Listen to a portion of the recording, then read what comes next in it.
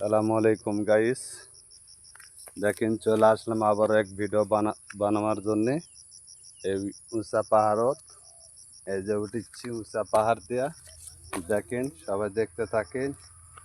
এই যে মানে একবার ওঠা যাবে না, আরামসে ওঠা লাগবে। এই যে উঠছি, সবাই দেখেন মালয়েশিয়াতে কত বড় বড় পাহাড়। আমরা কিভাবে এই জায়গায় কাজ করি, সেই পাহাড় এই যে কিভাবে উঠতেছি, মানে বেঁকা হয়ে ওঠা লাগছে। দেখেন পাহাড়ত দেখছেন, এই যে এরকম উঁচা উঁচা পাহাড়ত আমরা কাজ করি।